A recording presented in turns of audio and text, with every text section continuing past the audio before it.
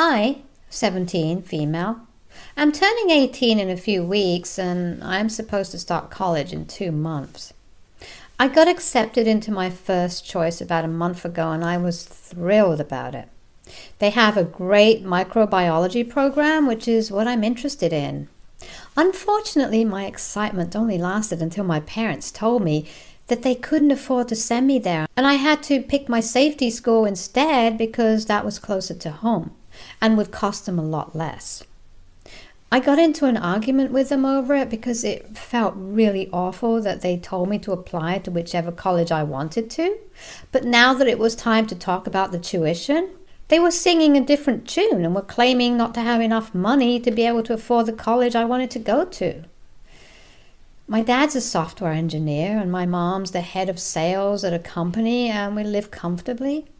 So I didn't understand why exactly they were being such misers when it came to my education.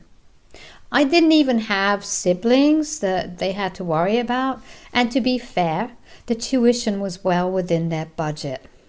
It just seemed unfair to me at the time, but they insisted that they'd go broke paying my tuition and wouldn't be able to save enough to retire. My parents are just in their early 40s, so I don't know what retirement they're talking about because they still have a good 20 or even more years to go. I argued with them over this for several days and I tried everything from anger to begging and even bargaining because I said that if they funded my education at the college of my choice, then I'd pay the full amount back to them eventually and they wouldn't have to suffer any losses. They didn't give a damn and instead told me to start looking into student loans instead of wasting my time by arguing with them or simply give up and go to my safety school instead. I wasn't too keen on the idea of taking a loan because of the risk involved, but after arguing for about a week, I realized that my parents were determined not to give me the money for some reason, and fighting for it would be futile. So I could either go to my safety school and give up on my dream college, or else I could take out a loan and then end up with a ton of debt like so many others, and both the possibilities seemed super bleak to me. I kept researching loans and their pros and cons, and I also applied for a scholarship, but I didn't give up hope. I did give up talking to my parents after our fight, though, because they were being selfish and I just couldn't bring myself to forgive them for it. My parents and I have always had a strained relationship at best because both of them were working individuals and were the kind of people who brought their work home with them.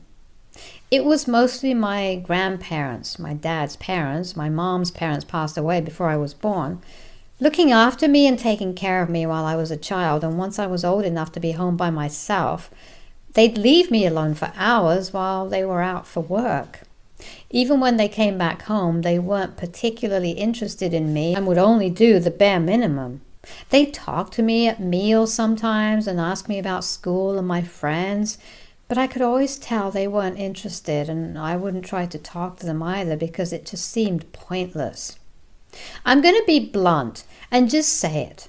To me, my parents were nothing more than people who paid for things that I needed and would let me live with them. It sounds harsh and makes me seem like a total selfish brat, but you can't really blame me because it was my parents who never really bothered to make an emotional bond with me. And as a kid, I tried to get their attention and win them over, but I never could, so I gave up trying after a while since it was clearly pointless. As long as I had a roof over my head, clothes to wear, and food to eat, I was good. They'd sent me to a decent school, I had good grades, and now I wanted to go to a reputed college so I could land a well-paying job after it. They were going to pay for it because I knew they had that sort of money and that was the way it was supposed to be. That's the way it has always been. I didn't expect my parents to shower me with love and affection or even tell me that they were proud of me because of what I'd achieved, but I did expect them to fund my education at the very least because that's the one area where they hadn't let me down yet. But unfortunately, now they'd failed as parents there as well. I'm not saying this because they refused to pay for my education, but because about 2 weeks ago I found out that they were paying for my cousin's education instead. My dad has an older brother and they have a son who's the same age as I am. He's starting college around the same time, and we do have a couple of friends in common. One of these common friends sent me a picture that my cousin had posted, a picture with my parents who were smiling broadly while hugging him. In the caption of that picture, he thanked my parents for agreeing to sponsor his education and pushing him to chase after his dreams. My cousin had probably blocked me at my parents' request since I couldn't see his profile at all. I hadn't even noticed because he and I weren't close. My friend wasn't aware of my situation and had just sent that screenshot to me to tell me how kind and generous my parents were. She had no clue that they were also really horrible and were putting their own daughter's dreams and ambitions aside just to be able to fuel someone else's. On one hand, they claimed that they couldn't afford to send me to the college of my choice, but they had absolutely no issues sponsoring my cousin's education. And he was attending a college that was a lot more expensive than mine, so the things they told me just didn't add up at all. It also made no sense that his father wasn't paying for his tuition because my uncle was a high school teacher at a private school and made enough money to be able to provide for his son. Or at least I think he does, because judging by their house, they don't live too shabbily, and I'm sure they can afford it if they want to. His mom's not in the picture anymore, but they do co-parent him, and she's a journalist as far as I know. So it's definitely not about the money for them. My parents weren't at home when I found out, as usual, and I wanted to confront them about it, but I was so pissed off that I decided to go to my grandparents first instead. I share a good relationship with my grandparents, but I hadn't told them anything about what I was going through because my grandma was kind of sick and I didn't want to be a burden on them. They were reasonably well off and had retired a couple of years back after handing over the reins of their textile business to my great uncle. It had been the three of them running the business earlier, but my grandparents chose to retire once they hit 60. My great uncle was still in his mid-50s and had no intention of retiring for a while since he had no family and only wanted to work and travel. All of them still earned well from the business they'd set up together. But my parents had never relied on them for money and had taught me never to take money from them either. I never needed to anyway, so I was okay with it and didn't question it back then. My grandparents had always been very kind to me and had made me feel loved, which was a nice change of pace from the kind of treatment I was used to at my parents' place, so I'd visit them frequently in the past. Unfortunately, about a year ago, my grandmother was diagnosed with Parkinson's, and then it became kind of difficult for her to do the things she always used to do. So I stopped visiting as much as I used to because, like I already said, I didn't want to be a burden on them. This time, though, I couldn't just sit back and take this sort of bullcrap from my parents and my cousin because it was very obvious that they'd all teamed up against me for some reason. They were sabotaging my chances of going to the college I wanted to on purpose, or at least that's what it looked like to me, and I couldn't just let that happen to me. So I headed over to my grandparents' place within an hour of finding out, and they welcomed me quite happily. I'd gone back to visit them after almost 2 months, and seeing them again made me regret not keeping in touch with them, because both of them looked like they'd missed having me around. They looked thrilled to have me back, and that felt reassuring, so without wasting much time, I told them about what I'd found out. Even while narrating what had happened to them, I could feel the anger surging because it was all just so unfair. My cousin's grades weren't even as good as mine, and yet for some reason they'd chosen to sponsor him over their own daughter, and they'd even tried to cover it up. So had it not been for that one friend of mine, I might never have found out about their lies at all, and they would have been totally fine with it as well. After I was done telling my grandparents what had happened, they comforted me because I'd started crying while telling them about what I'd been going through. Both of them looked grim and just told me to go home, pack my clothes and any other important belongings, and then come back here. I was puzzled at their instructions, but honestly, I was sick of living in a house where I wouldn't speak to my parents and they wouldn't speak to me either, so I agreed without another word. At least earlier, my parents would try to talk to me, even if it was meaningless small talk. But now that was all over, and we just pretended that we were invisible to one another, which is awful. So I went back home, got my things, came back to my grandparents' place where they told me that my tuition would be taken care of by them and that I had nothing to worry about. I didn't understand what they'd done at the time, but I was just relieved that they'd found out a way to cover the expenses, because I really would have been devastated had I not been able to attend the college of my choice. I was worried about my grandparents' financial state, though, because they were both retired. And since my grandmother would have to go to the hospital for medical checkups quite frequently, the hospital bills were bound to be quite high. I didn't want to cause them unnecessary trouble in any way, so I offered to work my way through, and they'd only need to cover half of my expenses. That way, but they laughed it off and dismissed it, saying that they had enough money and that I didn't need to worry about them. I wanted to know how exactly they'd pay for everything when they were retired, but I didn't want to push any further, and I didn't ask more. I hadn't told my parents anything before I left, so I had expected to hear from them when they found out that I wasn't at home. So I had indeed been expecting a call from them once they'd come back home from work, and just as I'd predicted, they reached out to me a little after dinner time. I'll be honest, I'd expected them to be upset with me because I'd left without telling them anything, and I'd wanted them to be worried for me.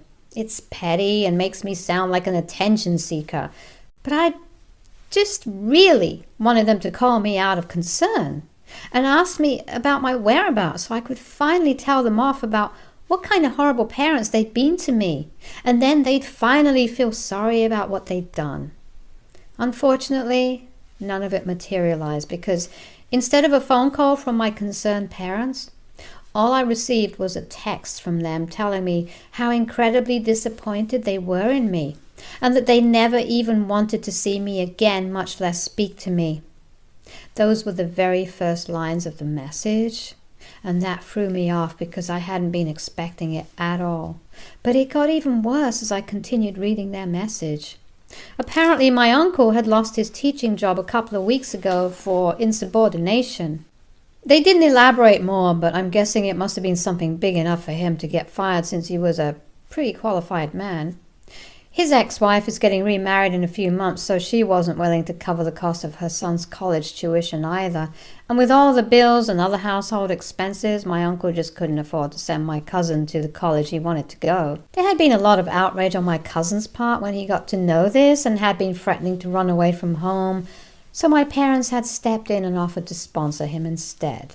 He was planning to major in art, and so it was even more risky for my uncle to invest in his degree, because it was unlikely that he'd be able to repay him soon after college. I'm not throwing shade at art majors, but just being realistic, and that was why my father believed that it would be better for them to pay for his education instead. They said that the reason they'd chosen to sponsor him over me was because he was more in need of it, while I could still get by with loans and such, and he couldn't. I don't know how much of that was true, but that was what they told me. And the reason they were texting me to let me know was because earlier that day, presumably around the time that I'd left to collect my belongings and bring them to my grandparents' house, my grandparents had called my parents and told them that they were cutting all of them out of their will, and all of it would go to me instead, since they decided to choose my cousin over me.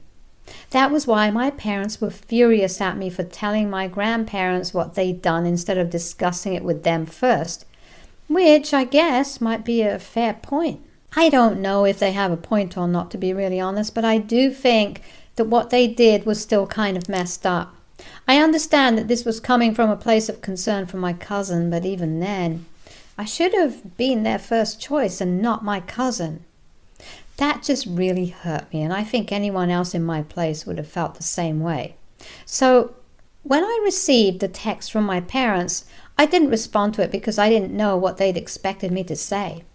I believe they wanted me to apologize to them and my cousin, and then prevent my grandparents from changing their will. But I didn't think that would be fair to me at all, because if anything, I'd been the one who had been wronged by them and not the other way around.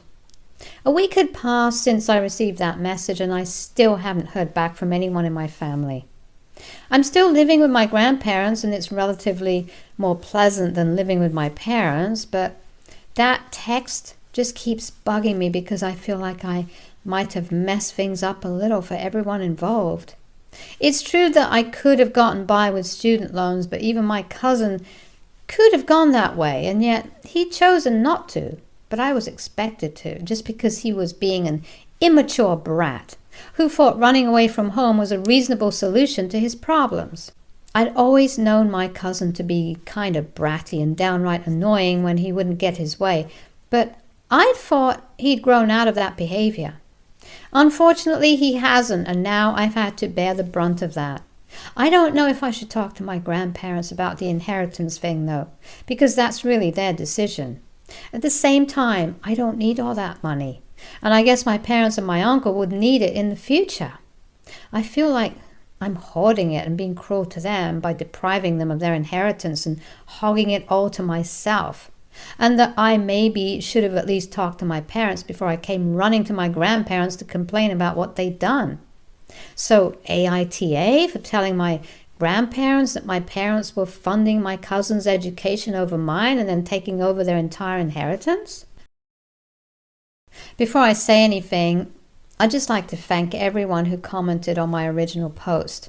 It means the world to me, since apparently now literal strangers on the internet have more compassion for me than my own family does. You guys are just really sweet to be so supportive of me. I'd also like to say that since I drew some flack for what I said about me considering my parents my source of money and nothing else, what else was I supposed to think of them when they raised me like that? I already discussed that ever since I was a kid, they'd leave me all by myself at home for hours for work, and there was barely any emotional relationship between us, so of course I couldn't see them as anything except my source of money, and that's all. And of course, I still expected them to be concerned about me and worried about me when I left, because they're still my parents, and despite everything, I still want some affect and validation from them, like literally any other kid does. I've had a complicated childhood, and I don't expect everyone to understand my feelings or be empathetic towards me. But some of you people need to tone down the hate. Anyway, I decided not to talk to my parents again, and even blocked them after speaking to my grandparents regarding their text. I just couldn't keep it in anymore and ended up telling them all about it like most of you had advised me to. And they told me that it was ridiculous of them to expect that I'd be okay with them paying for my cousin for whatever reason, and if my uncle needed money, then he should have come to his parents instead of his brother. But for some reason, both my dad and his brother have an insanely high ego and refuse to take any sort of money from my grandparents at all. My grandpa believes that it's because they'd had to live really frugally while growing up, because their business was still in its beginning stages and they weren't making much, so their kids couldn't afford the kind of life that their friends were used to, which made them resent my grandparents because, according to them, had they just stuck to their regular jobs instead of quitting and establishing their own business, then they wouldn't have had to give up any luxuries that they'd been used to. And that in turn made them really weird about taking money from their parents. My grandma believes that the real reason that they were so uptight about borrowing money from them was because both of them were just too proud and too arrogant to admit that they needed help, and would rather suffer and make their kids suffer than just ask their parents for money. Both of those theories are plausible, in my opinion. And it's not even like my grandparents would have said no if their sons had ever asked for help, because they still made decent money from their business, which was up and running really well. They could now afford to stay home and relax and let my great uncle handle it all at work, which means it's all going well for them right now and will continue to do well in the foreseeable future. They just have no real excuse as to why they picked my cousin over me, and that's the bottom line. It's been almost 2 weeks since I moved out of my parents' house. And today, after 2 whole weeks, my parents finally showed up at my grandparents' place and demanded that I come back with them. I obviously said no right away and told them that I didn't want to go back with them at all, but they refused to listen and said that they'd call the cops and have my grandparents arrested for abduction if they didn't let me go back with them. That was what made me fly off the handle entirely, and I started screaming at them at the top of my lungs about how they're the ones who should have been arrested because they're the ones who neglected me my entire childhood. They were the ones who were still putting their own brotherhood above me and couldn't be bothered to think about me just because they felt that my idiot of a cousin was going to run away for real, and that was something that justified what they did to me.